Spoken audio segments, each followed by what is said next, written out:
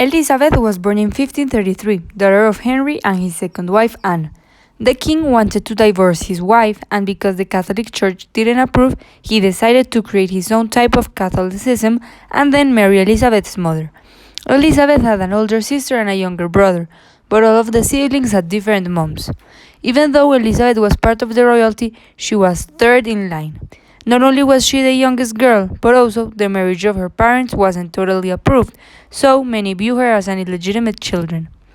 Her brother received the throne at a very young age, but couldn't rule because he died of a disease.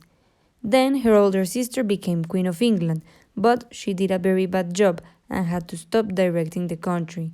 Being the last one in line for the crown, Elizabeth became queen in 1558 at 25 years old.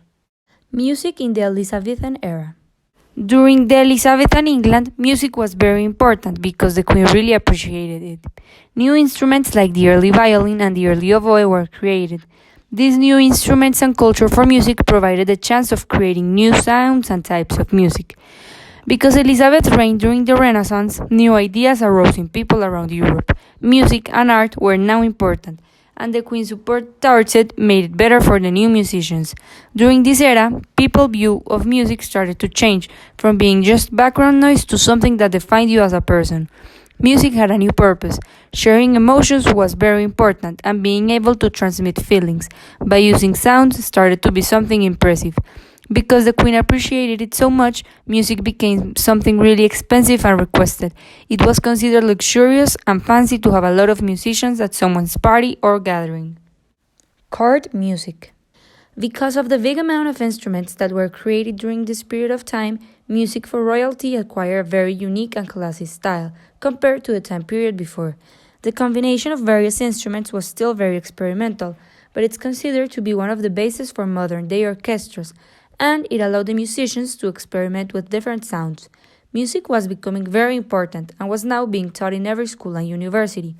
The rich people started to gain interest in instruments, and being able to play music was a very impressive skill that was basically required for the kids of this social class.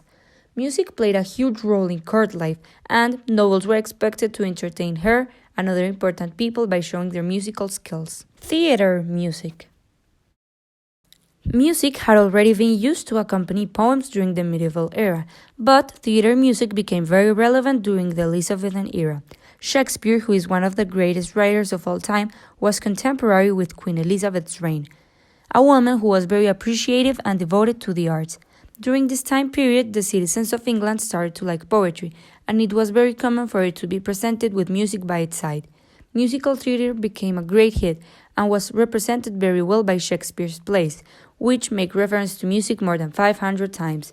The music was different for every play because the purpose of it was to transmit an emotion to the audience via sounds. The musicians usually played under the stages where the plays were performed, giving the impression of distance and providing an atmosphere full of suspense. Church music. Even though playing music for Elizabeth's court was very important, composing for the church was considered an honor between English citizens. Church music was expected to be the most beautiful of them all, and was judged by basically every citizen that attended church. There were different types of church music, like ballets, madrigals, and sacred songs, but all of them involved really complex melodies and the use of instruments. Elizabethan England was right after the medieval times, the time period which had a major impact on church music, because it was a very good and church-related. The medieval times were used as a basis for Elizabethan church music, and most of it shows a Gothic influence. Street music. Even though the music in the Elizabethan era was really elegant and sophisticated, not everyone listened to this type of music. People in the streets of England listened to adapted versions of the elegant songs of the royalty. Folk music was very popular at the time. Also, musicians in the streets played everything from lively dances to drinking songs. Each town had its own music group, who was in charge of playing in the town functions, but also sometimes played free music for everyone to enjoy. These bands were called the Waits. William Byrd. He was a famous English musician who was known for playing the organ and for being one of the creators of the English madrigal. He worked several times for the Queen, composing music for the Protestant Church. It is said that Byrd's music was an inspiration for artists like Beethoven, and his impact on English music is often compared to Shakespeare's influence in theater. Thomas Campion.